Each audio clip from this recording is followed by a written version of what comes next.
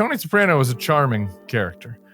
You might want to go to the Bada Bing and have a whiskey with him and hang out. He also is a bad person who caused the deaths of a lot of people and got himself rich on the back of other people who worked hard. And it's like, yeah, people that are bad and make bad moral choices can also be a good hang. I don't really understand why this is complicated.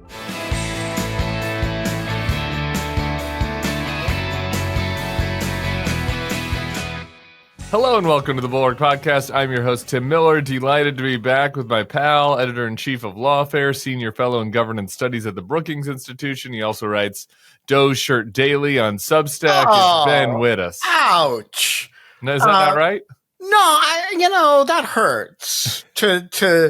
I first of all, Dog Shirt Daily predates Doge. It predates. And, that's like something I would expect Dan Bongino to say to me. And, who I saw on the Amtrak the other day, he was sleeping. Mouth open or closed? It was closed. It wasn't a bad sleep, but he is the deputy FBI director sleeping during business hours. And, if Dan Bongino on his podcast called it Doe's Shirt Daily, I would think, okay, but for Tim Miller to do that, that's like. Well, he used to be a competitor with me in the Apple Pod ratings. Now that he's been promoted, I guess, to deputy FBI director. Look, you have something to aspire to. Yeah, it was nice for me. I moved up one slot. And, in the Wes Moore administration, in the future, maybe I can be, who knows what I could be deputy of. Do you feel qualified based on hosting the Bulwark podcast to be deputy FBI director? Boy, it does prepare you for a lot. You got to have a wide remit. You got to think about that. You got to be up relatively early in the morning. Right. So I also take naps midday. I guess I'd say this. I think I could do a better job than Dan Bongino. I don't know if I should be at the top of the recruitment list for the future, but I don't want to close any doors to myself, Ben. You never know these days. For those who don't know, I also host a podcast, the Lawfare podcast, and my gorilla one, Dog Shirt TV, and I feel very qualified to be deputy FBI director against the Bongino standard, and so I just, I have some experience that he doesn't have. For example, I've run Lawfare, which is at least an organization devoted to national security issues, whereas he really had never run anything. So I feel like, this gives hope to all of us who are wildly underqualified to be FBI deputy director. I'm going to float you for the short list on, in our dystopian AI Politico newsletter in 2036, if we ever get our democracy back. Ben, you, for Lawfare, which you mentioned, a venerable publication that I'm reading more often than I'd like lately. You wrote, I guess 2 days ago now, about Judge Boasberg and the other Alien Enemies Act case that has kind of gotten pushed out of the news because of Abrego Garcia. And so I want to start there. And I guess we'll just leave it at the biggest picture. Can you give us the kind of state of play on what we know about the case with regards to the Venezuelans who were also sent to SCOTUS? Yeah, so what we know is that Judge Boasberg, tried to prevent this from happening by issuing an order that while planes were in the air, saying they need to turn around.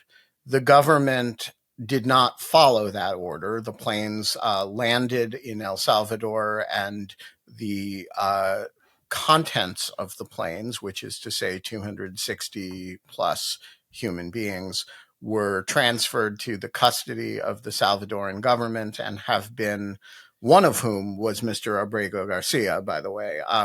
But the others who have not had kind of individual attention on them, and some individuals have, but most of them on these 3 planes, 2 planes of which were covered by this order, have kind of become this mass of people who are alleged to be Tren de Aragua members.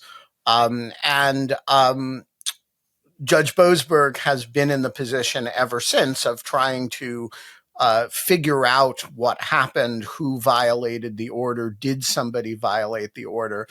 The Supreme Court vacated the order on the theory that these cases should have been brought as habeas petitions in the locations in which the people were being held. But yesterday, Judge Boasberg issued a 46-page opinion that basically held three things. The first is, while my order was later vacated, it was valid at the time, and the government was obliged to follow it. Number two, that the government didn't follow it, and there is probable cause to believe that somebody in the government intentionally and willfully violated that court order.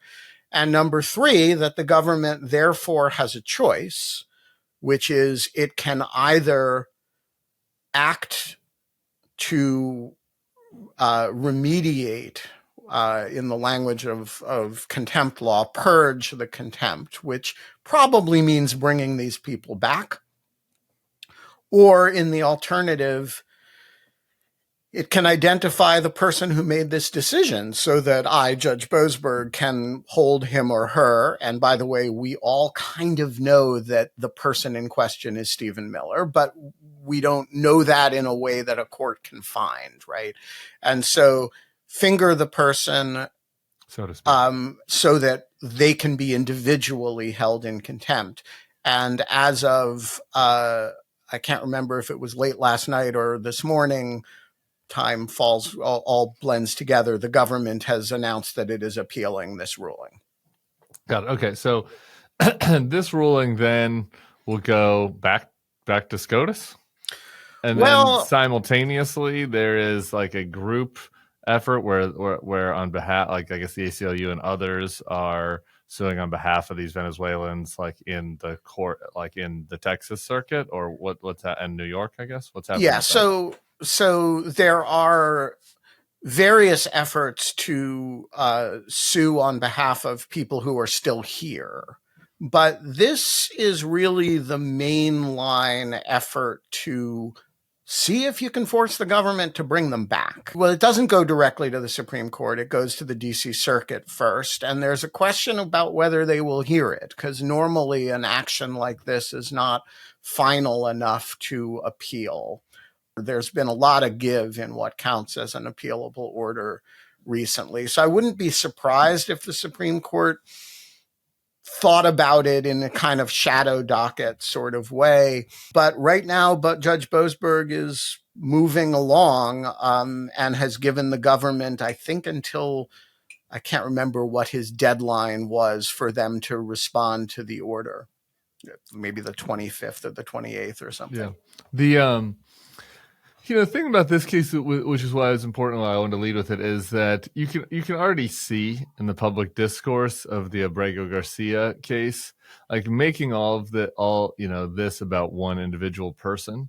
On the one hand, has some benefits, right? It can be a lightning rod for people to engage on this. There's focus on one person in the media. That's I guess using a George Floyd and Black Lives Matter as an example for something like that. On the other hand, like kind of the debate over what the government did can get bogged down in, the details of that case. I'll get a little bit more into Abrego Garcia in a second. And so like taking it out to the 30,000 foot level, arguing on the grounds that actually, no, the government just doesn't have the right to take people off the street without due process, send them to a foreign concentration camp, leave people there indefinitely, and then just say, trust us, the people that are there are all evil gang members. Like, that's just not how the American system works. And I think that argument, you're already seeing in the polls, is compelling if you can get it in front of people. Right. If instead what gets in front of people is the details of like each individual and whether or not they find them personally sympathetic, there are going to be some potential pitfalls with that. Yeah. So let's, let's talk about these two cases and why they're individually important. First of all, but for Kilmar Abrego Garcia, the number of people who would give a shit about these 3 airplanes that went to El Salvador would be dramatically lower. You would still care. Sure. I would still care. JVL would still care. Anyone suffering through my rants on Instagram would care. But right. But maybe because they want you to calm down and shut up. We get it, Tim. I have listened to it, to all of them and said, you go. Thank you. But I acknowledge that I'm the minority on that. The number would be the Bulwark crowd, right? Would be the people who are reluctantly reading lawfare again, crowd. Those are the people who will care without a name. Yeah. The name Abrego Garcia and the specific facts of his situation matter a great deal in terms of putting this in front of people. And, when you have an individual, Stalin, I don't know if he really said the death of one man is a tragedy, the death of a million men is a statistic, but it's famously attributed to him. And once you take it from the 280 people and you bring it down to the level of one person, you humanize it. And that's the role that the Abrego Garcia case has taken here. Also, the fact that the government, in court at least, acknowledges that it was an accident and that it was a screw up, which the other cases it's very, very proud of, right?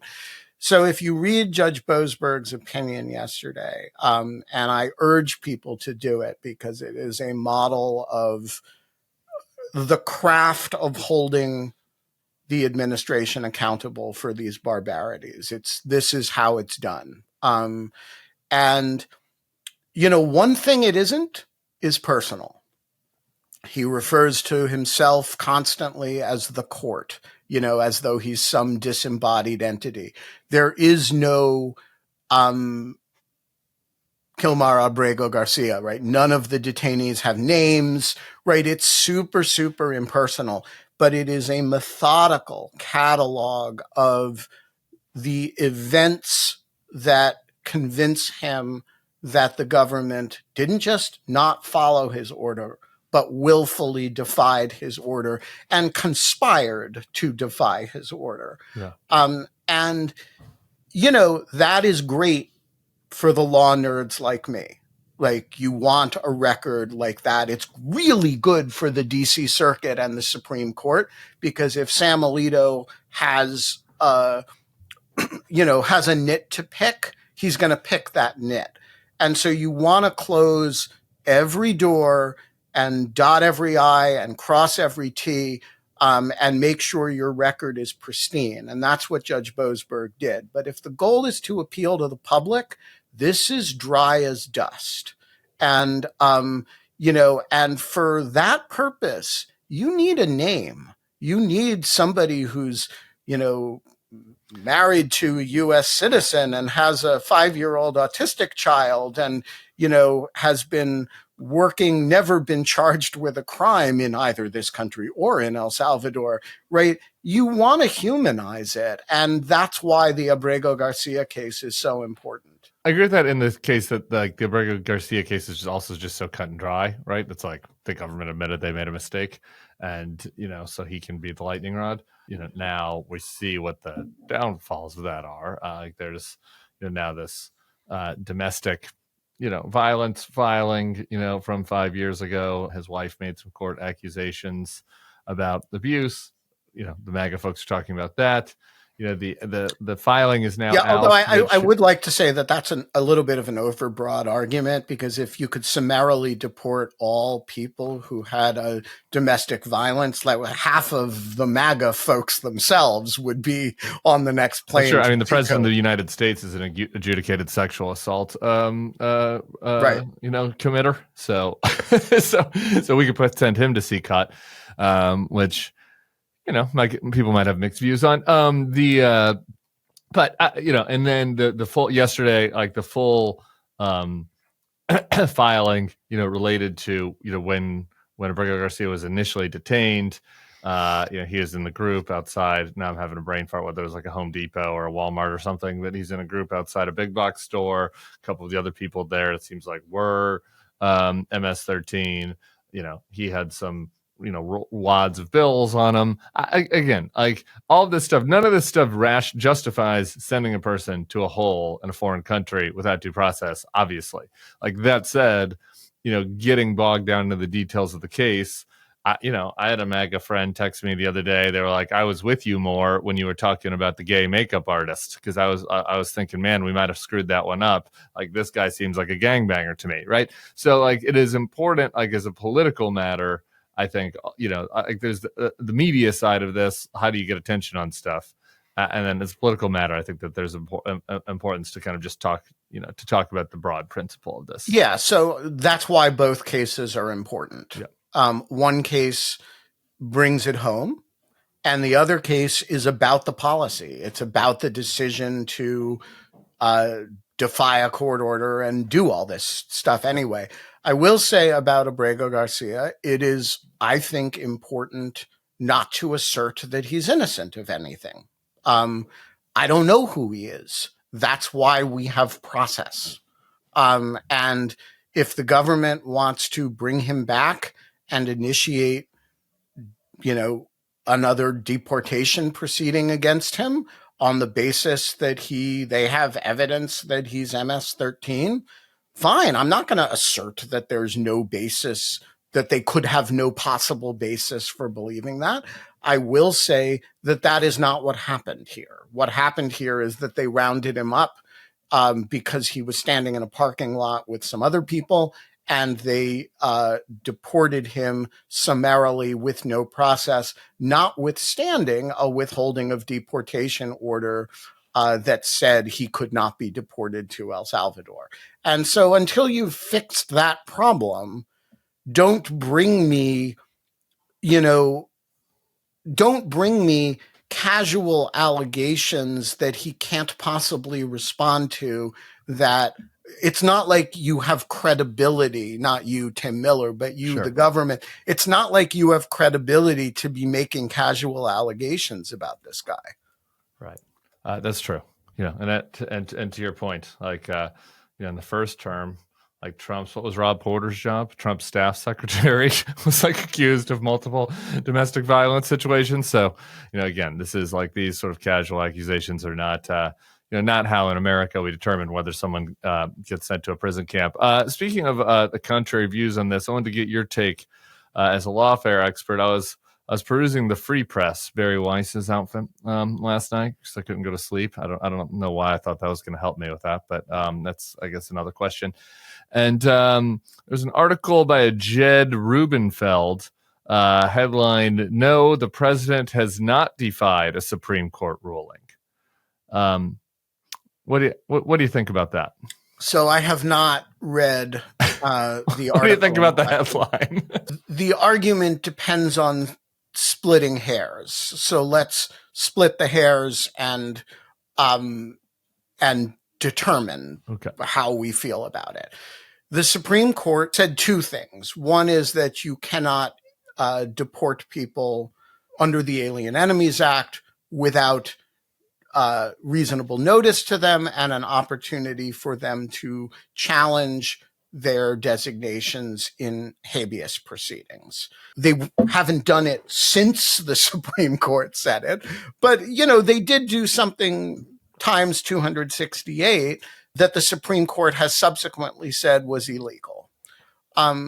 Number two, the Supreme Court also unanimously said about Mr. Abrego Garcia in particular that it is lawful and appropriate for the district court in that case, this is Judge Sinez, to order that the administration facilitate his return, but not appropriate to interpret the word effectuate his return too aggressively.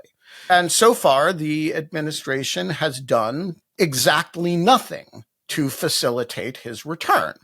So, is that violating a court order, or is that merely litigating about what the contours of the Supreme Court's ruling means? I don't think it constitutes. This is where lawyers kind of annoy me. Can't we just call John Roberts and be like, bro, what do you mean? Well, that's exactly what's happening, right? Because Paula Sines entered an order saying, here's how I interpret the word facilitate. And the Trump administration is appealing that order. And that's exactly the phone call that you're describing, translated into the language of appellate law. Now, how long is that going to take? That feels like kind of a, I could just reply at the Supreme Court with like, facilitate means facilitate. Well, yeah. So that's actually pretty literally what her order says, actually. And, appellate law always takes longer than you want it to, particularly when you're sitting in a gulag in El Salvador, or when you're concerned about somebody who is. But one thing the Supreme Court has not been in these cases is slow. And so I think that there's on the one hand, she is, I think it is reasonable to say they have not complied with what the Supreme Court said. Would I say they've defied it? Yeah, I would, honestly. Okay.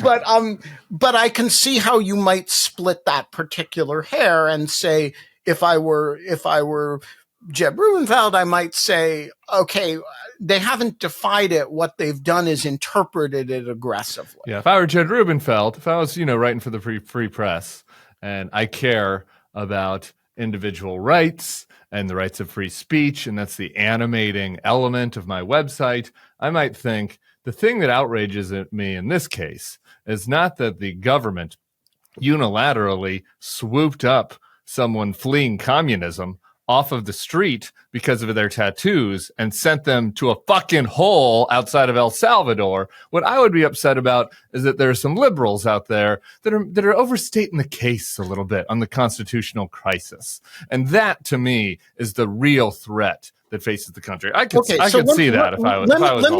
Let me say this as somebody who does not use the word defy in my own writings, and does not ever use the term constitutional crisis. And so I literally cannot be accused of this. Great. I agree with Tim that to be hung up on the excess of the way liberals talk about this, it's not the way I talk about it, though I am a liberal. And it's not the way, it is not precise. Sure. To be hung up on the precision at this point, rather than to be hung up on what is a genuine, whether you call it a constitutional crisis or whether you call it what I would call it, which is a grave confrontation between the executive branch and the courts. The problem here is that the executive branch did a set of things, some of them involving the life and liberty of many individuals, that are in very dubious relation to the law, and claim that nobody can force them to undo them. And if you're not confronting that reality, you have a moral instinct for the capillaries. Let's just put it that way. Yeah. How about, if we're going to just pick words, how about an assault on the natural rights of the individuals who fled Venezuela? Maybe a Lockean appeal to our friends over there at the Free Press. I don't know, something to think about. My enthusiasm for the Free Press is altogether under control. and I do think, the premise, our enthusiasm for the Free Press, not capitalized. The Free Press capitalized, right. Yeah. But look, let me put it this way. The Bulwark and the Free Press are, were founded within a reasonable space of time of one another on opposite premises. The Bulwark's premise was there is a crisis in American democracy, and the Trumpist movement is that crisis. And so reasonable center-left and reasonable center-right people, it started in the center-right, of course, need to come together and confront that crisis. Is that a fair summary? Great premise. Yeah, that sounds great. So the premise of the free press, as I understand it, is that there is a crisis in liberals responding to previous crisis. And we need to all come together, center right and center left, and pick nits from the liberal critique of that crisis. And I have to say, I don't find that a compelling premise. Well, they make some points from time to time. We've gone longer than I intended. I want to get to the Ukrainians and some other stuff. We've gone longer than I intended on the El Salvadorans, but you can tell I get my hackles up. But just really quick, two other items from yesterday I just feel like we should mention. Chris Van Hollen went to El Salvador, said he met with the vice president. It's interesting to have a vice president in El Salvador since is it the world's coolest vice dictator? Right, he's the second coolest. Van Hollen, Senator from Maryland, said that the vice president said, so we're relying a little bit on hearsay here, that they don't have evidence that Abrego Garcia is MS-13, and he also said that the vice president said that America is paying them to keep these folks. These seem like pretty relevant matters for the American courts. I want your take on that. Really quick, also, the highest legal officer in our government, Pam Bondi, the Attorney General, countered that. She was on Fox, as she usually is, saying that he is one of the top MS-13 members. So it's the first accusation we've heard about that. So anyway, I don't know whether you would think any of this, has any legal ramifications, or if this is all in the political sphere. Well, so there are two legal ramifications. The first is regarding a representation by a senior officer of that government to a U.S. senator about the state of the evidence. Now, that is not going to be admissible as such, but it is going to be it's atmospherically very interesting. And it will be interesting at some point whether El Salvador makes any representation to the court as to what information it has about this individual. The more important element is the element about the money, because one question is whether Abrego Garcia and the others are still, in the language of the courts, in constructive U.S. custody. That is, if we put you in a U.S. prison, there are steps that the United States can be ordered to take to release you, right? But if we put you in a tin box in El Salvador, in a black site or whatever, and it is entirely under their control, there is an actual respectable argument that it may not be remediable by a U.S. court. But if we pay somebody to run that black hole that you're being held in, then there is, a subsidiary question as to whether that entity is just an agent of us. And that becomes much more potentially addressable. So I think the allegation about payment is going to be something that both Judge Boasberg is going to care about a great deal with respect to the question of whether there are remediable steps that he can take with respect to the 260 people. But it's very important with respect to, Abrego Garcia's case particularly. For some of you, vacation season is nearly upon you. For me, I was just on a little mini vacation. And this year, I'm treating myself to some upgrades in my wardrobe that I deserve with Quince's high-quality travel essentials, which come at fair prices. Like lightweight shirts and shorts from $30, pants for any occasion, and comfortable lounge sets. with premium luggage options and durable duffel bags to carry it all. The best part? All Quince items are priced 50 to 80% less than similar brands. By partnering directly with top factories, Quince cuts the cost of the middleman and passes the savings on to us. As for me, I was wearing my Quince army green shacket back when I was in Denver this week. I stopped home in Denver on my way home from Coachella. And it's a little chillier in Denver in April than it is in Palm Springs or New Orleans. So I packed my shacket. Couldn't tell you how many compliments I got on it. Was looking good, was feeling good. It's the perfect purchase if you are, living in a cold place like the Northeast or the Midwest and summer hasn't always come to you. If summer has come to you, Quince also has short sleeve stuff and shorts you can get into, and I would recommend it. So for your next trip, treat yourself to the luxe upgrade you deserve from Quince. Go to quince.com/thebulwark for 365-day returns plus free shipping on your order. That's QUINCE.com/thebulwark to get free shipping and 365-day returns. Quince.com/thebulwark. Hey, YouTube fam, if you want to support The Bulwark, the best way to do it is by becoming a YouTube Bulwark Plus member. The Bulwark is truly independent. We have no corporate overlords. We're not settling any dumb lawsuits with Trump. By joining, you help support our work, and you can get a bunch of perks right here on this platform. Ad-free content, bonus videos, live streams, and some emojis of me, which I guess some people want. So come join, come hang out, become a Bulwark YouTube Plus member, and I'll be seeing you in the comments. So behave.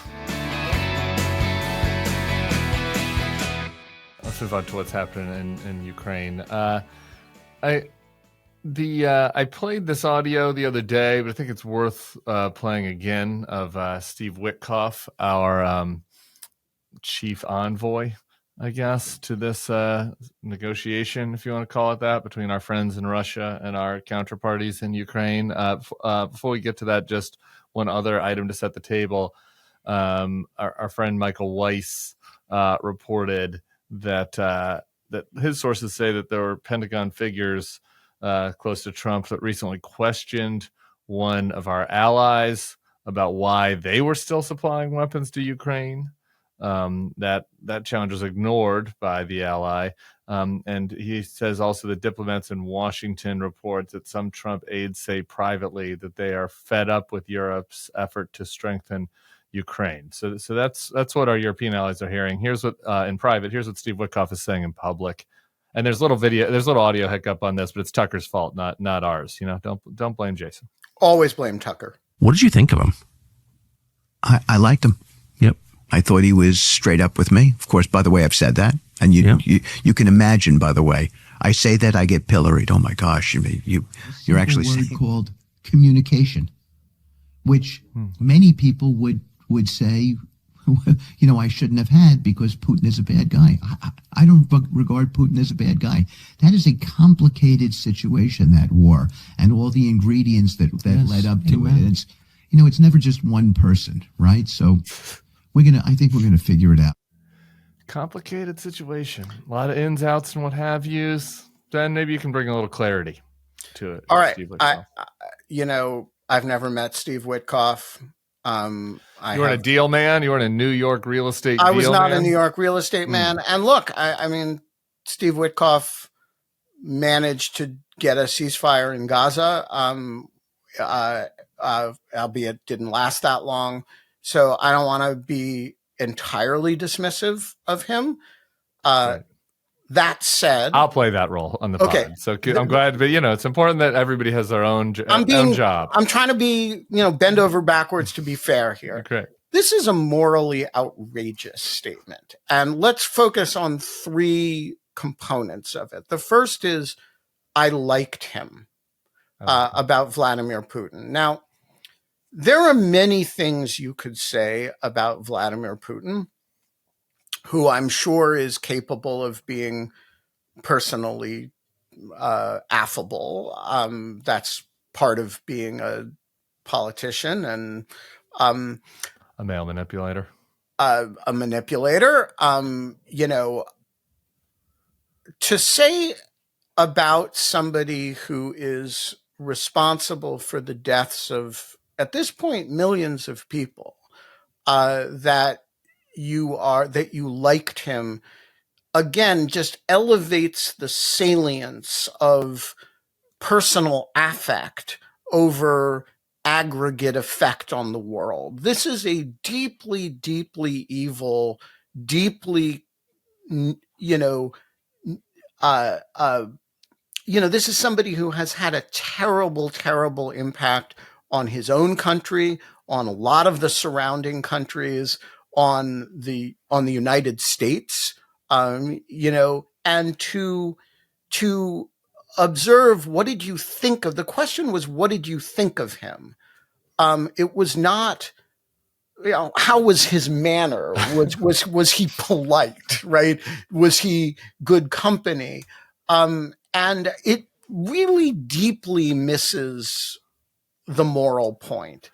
Can I just pause you right there before you get to the other two? Because I've been dying to get this off my chest lately, because there have been a lot of examples of this very flaw recently. There's a pretty widely familiar pop culture totem, particularly for us elder millennials. There's a show called The Sopranos on HBO. It's not really that complicated of a moral question, but yet people really seem to struggle with it, which is Tony Soprano, who's an actor, who's just a character, but Tony Soprano was a charming character. You might want to go to the Bada Bing and have a whiskey with him and hang out. He'd tell some funny jokes. He would make you laugh. At times, he seemed like a good dad. Sometimes a bad dad. He likes ducks. He loves animals. Yeah, he seems to be a lover of animals. He also is a fucking bad person who caused the deaths of a lot of people and got himself rich on the back of other people who worked hard. Like, this is not complicated. Like, some people, sometimes this is happening a lot when people talk about Trump administration people. J.D. Vance uses this tactic a lot. Tucker uses it a lot. And it's like, yeah, people that are bad and make bad moral choices can also be a good hang. I don't really understand why this is complicated, but people's experience with Tony Soprano demonstrated that the human mind sometimes really struggles with this concept. Yes, and there's a historical antecedent to this, Please. Which is the reaction of people to Adolf Hitler, who, a bunch of Western journalists would go there and interview him. And he actually gave a lot of interviews, and people were dazzled by him. He was charming. He was, people found his eyes mesmerizing, right? And so you have all these interviews with him where people go there and they're really impressed with him personally. So what? So that's thing number one. Thing number two is the claim he was straight with me. This also has a historical antecedent with Putin, which is George W. Bush saying, I looked into his eyes and I, saw a piece of his soul. I mean, people have this, and by the way, like, that was unforgivable when George W. Bush did it, but we now have the benefit, right? It's much more unforgivable now. Cause, then you could say, well, he was elected. He's not the nicest guy, but Sure. He's being helpful, whatever. We got 2 decades of info now. We have 2 more decades of info, and none of it supports the idea that he's being straight with you. He is a methodical liar who, whatever he's being, it's not being straight with you. And then the third part is, this is complicated. And there are things in the world that are complicated. Crossing the border of a sovereign state, invading it and stealing 20,000 children, annihilating major cities, all on no provocation. This is not complicated, right? And the insistence on making it complicated, making it sound like Putin has real grievances, making it sound like there was a real movement in Ukraine to, join Russia or this is all not true. And, my closest Ukrainian friends are native Russian speaking. They are, not like, to say that somebody's native Russian speaking and to say that they are pro-Russian. This is just a nonsensical piece of disinformation. And so I like, everything that could be wrong about that statement is wrong. And I want to add that the only thing more outrageous than that statement is what Trump said in the Oval Office. Great. That's where I was going next. Yeah. Go for it. Where he went you further. You have to do an impression of him, though, because I don't play his audio when I can't do an impression of him, but I will say what he said, which is he was asked about the attack on Sumy, which is, on Palm Sunday, killed 34 civilians at last check. On my part, I haven't looked at the latest numbers, but this is attack on the center of a city. People were going to church. And he started by saying it was a mistake, which he can't possibly know.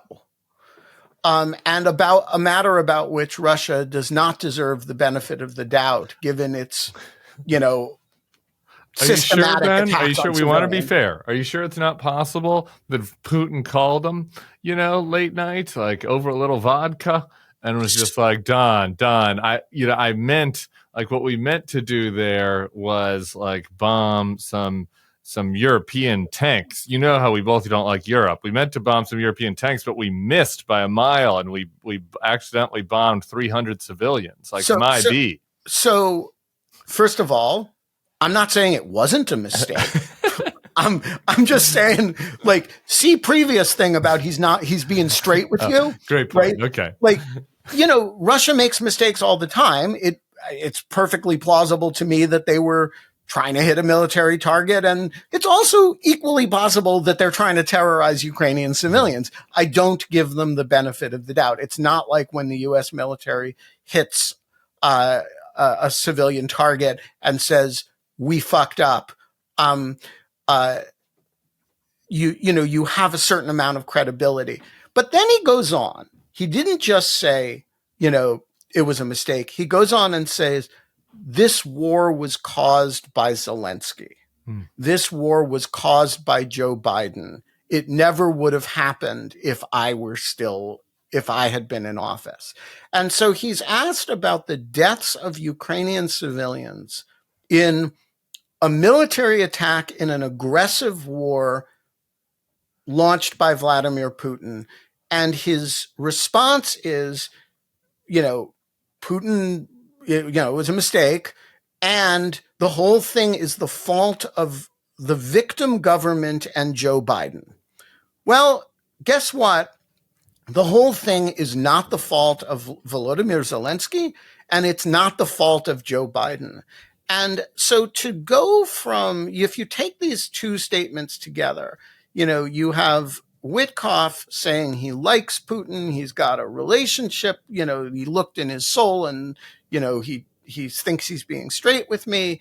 And by the way, the situation is complicated. And then Trump fleshes out that complexity into, by the way, what we mean when we say it's complicated is it's Biden and Zelensky's fault.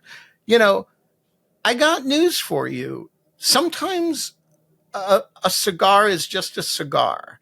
And sometimes when it looks like the aggressor country in a war of conquest is just killing the civilians of the victim country, you don't need to look for complexity. It's actually just that simple. I feel like I always ask you this when you're on, but you do work with Ukrainian advocacy groups. I'm just kind of wondering, as you talk to people, kind of this mindset at this point, and what people think about the state of affairs over there. Yeah. So, people are, look, it's a very diverse crew. It's not diverse on the question of, like, is it a just fight? Right. And so, there is a lot of sense of betrayal. There is a lot of commitment to, people are not going to give up because Donald Trump says he's on Russia's side now. And so there's a lot of, on the part of government officials, the strategy is agree to everything we can possibly agree to and let Putin run out his leash. And there was some indication a couple of weeks ago when Trump said he was getting really pissed with Putin, that maybe they were getting there. This is a setback in that regard. Yeah. That they're blaming Zelensky for sue me. Yeah. It's but I guess if you're in their shoes, you have to imagine that there's a leash. Right. Like you have to believe that there's a leash because that is like the hope. And you just work with the theory that there's a leash, that at some point it might be possible that the Yankees will, come to their senses. Or so that you gotta have like them so much that they'll back into but that's their only play. So they're playing it. They're not stupid. And so that's at the government level. At the individual level, there's a lot of heartbreak, and it's mixed up with people not knowing what their personal fates are going to be, because a lot of them are here on either U4U visas or on temporary protective status, which could disappear. Both of which could disappear quickly, and so. Can they get temporary protected status other places? I mean, that's so most of them have ability to spend significant amounts of time in Europe. Yeah. Europe has Ukraine visas, but people have built lives here, and so there's a lot of anxiety about that, and there's also a confusion, I think, because it is quite unreasonable to expect Ukrainians who often don't have perfect English and haven't followed Trump's psychological dramas since 2016 to be deep in what you and I understand intuitively, which is why he hates Ukraine, right? Yeah. What the relationship is between Ukraine today and the Russia investigation in 2016, 2017, right? There's a reason why he hates Ukraine. And it's not based in the facts of anything that Volodymyr Zelensky has done. It's based on a bunch of crazy conspiracy theories that have their roots in 2017. And, you and I can swap stories about that stuff and about the CrowdStrike server and Rudy Giuliani's, right? We know that stuff.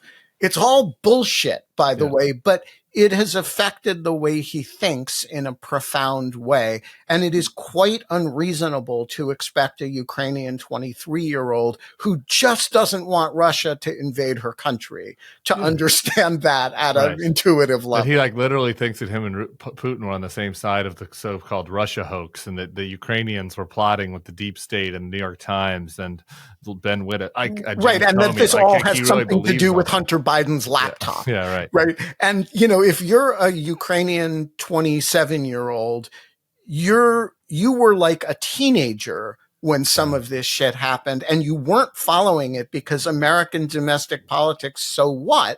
Right. And so all of a sudden, this is the reason why Steve Witkoff is saying nice things about Putin when he bombs your country.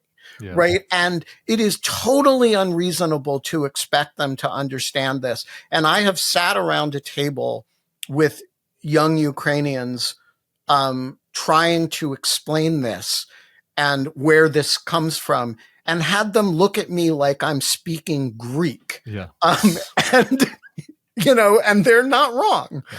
I tried to explain this in an article a long time ago. I'll put it in the show notes. It was one of my funnier articles. People can go read it if they are like the Ukrainians who think that we're speaking Greek right now.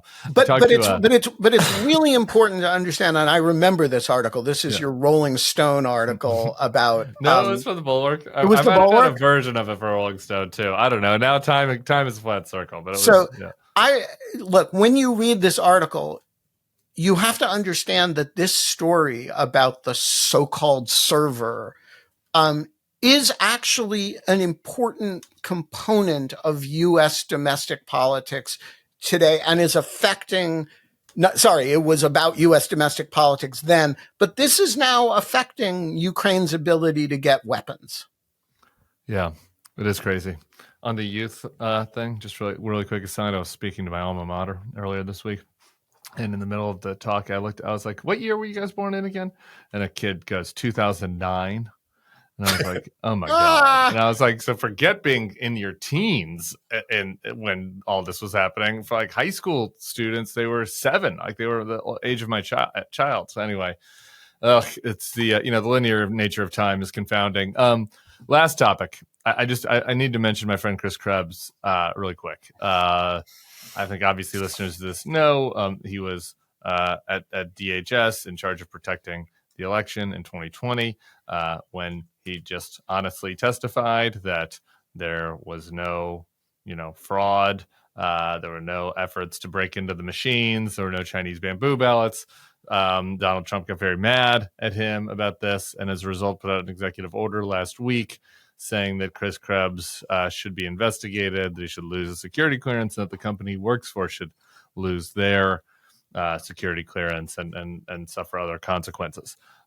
So yesterday, Krebs announced that he was resigning from that company, SentinelOne. It's a cybersecurity company. He said the choice was his, and that he wants to, focus on this fight to protect our democracy and our institutions. I gotta say, number one, good on Chris Krebs. We don't deserve him. It is wonderful that we have somebody out there that is willing to just be honest and straightforward and unapologetic and take on this fight. Number two, this is really unbelievably fucking pernicious and bad.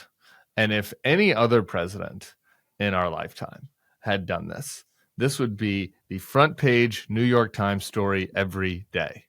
Like the president of the United States specifically targeted with an official executive order an American citizen who did nothing except for their job because the president doesn't like that person. Like the president of the United States is targeting and menacing an American citizen, as a result, causing him to have to quit his job. A man that's a parent with many, many kids. This is crazy. It is un-American. It is not with precedent. And because there's so much other crazy shit out there, it's kind of getting swept under the rug. Like this, the story that he quit, I saw a lot of places didn't even cover. So right. Anyway, it's good on Krebs. We'll do what we can to help support him. But I don't know if you have any other thoughts on either Chris or on the legal side of this. Well, so I have thoughts on both. First of all, on Chris Krebs, one thing Lawfare spends a lot of time on is cybersecurity. And so on the substance of his work, Chris Krebs was one of really 2 people who created CISA as a major cybersecurity powerhouse, the other one being Jen Easterly during the last administration. But this is an organization that, became a serious government player in election protection, in a bunch of other stuff. And Chris Krebs is one of several reasons for that. He did remarkable work. And so this isn't a situation in which some, minor player is being oppressed for saying something about. This is somebody who made a real contribution and who is being oppressed, and the word is not too strong, because of that contribution and because he had the temerity to say that the elections that he helped secure were in fact secure. And so I don't want to lose in this that Chris Krebs is, there were a lot of people who in the first Trump administration who, said, okay, it's important that people like me be in, right? And because otherwise crazy people are going to be in. And as a general matter, I was not all that sympathetic to those claims. And I think a lot of people kidded themselves about how essential they were. Chris is not one of those people. Chris made a real contribution in the first Trump administration. And one of the reasons that we had a quite pristine election in 2020 was Chris Krebs. The second is about the oppression. The Constitution has a very specific provision barring what are called bills of attainder, which was a practice of the British Parliament of saying, okay, you can't legislatively declare Ben Wittes or Tim Miller a criminal. You don't get to pass a bill that says you're a traitor, right? You actually have to indict them under law that exists and prove it. Yeah. The British Parliament used to, declare, write a bill of attainder and then execute people on the basis of it. This is a bill of attainder. And it is, to the extent that it gets challenged, it's actually an executive order of attainder. It's slightly different, but it's the same thing. It's I, the president, point at you and say you're a traitor. And it is morally outrageous, it's legally outrageous, and it works anyway. And the reason it works anyway is because if you're a cybersecurity consultant, who wants to do business with somebody who's that controversial? Yeah. And so Chris will prevail in whatever the fight involves, right? If he sues and challenges it, he'll win, just as the law firms have won, right? Who've challenged it. But note that a lot of the law firms fold instead of litigating, even though they know they can win. And why is that? Because it's bad for business to be on the wrong side of the president. And I'm saying, so we have this challenge, then we really have to think about it, which is how do we incentivize people to do the right thing, even though when they're legally right, when they're morally right, even though it's bad for business. And so hats off to Chris Krebs. He's doing the right thing. And we should all figure out ways to soften the landing pad for people who do the right thing in government and people who are 4+ years later being oppressed for it while private citizens. Amen. I should close, but I just want to put one finer point on that just by giving an example, because anyone that is ever a whistleblower is going to suffer some consequences, right? Like I think back to the first person that comes to mind is Scott McClellan during the Bush administration, right? Who was a spokesperson who then resigned and kind of spoke out about the Iraq War. And that didn't help him, right? Like had he just resigned, he could have gone out and gotten a much fancier job for a company that didn't want, but the controversy surrounding it certainly didn't help his future job prospects. But, that's a personal choice and he should be commended for that. Imagine then if instead of that playing out how it did, George W. Bush signed an executive order that said Scott McClellan needs to be investigated, that we need to look into this person. the New York Times would have covered that every day. Like that would have been the craziest thing, in an administration that had plenty of scandals. Would have been the craziest thing that happened. And so, anyway, I just think that this is a very important story, and I don't want to lose sight of it. Ben Wittes, I appreciate you very much for sticking around with me. Any final thoughts or plugs you have? Can I mention Lawfare's fundraiser? Please. We have a fundraiser going on for Lawfare that has gone completely viral for reasons that I'm not sure I understand, except the excellence of my colleagues and the work that they're doing. But a lot of people have been tweeting about it and supporting us. So if you are inclined to do the same, please go to GiveButter, GiveButtr.com/journalism and, support the work that we're trying to do. It's great work. I appreciate it. It makes me smarter. Not every day. I can't take it every day, but on the days that I read it, it makes it's me heavy smarter. Stuff.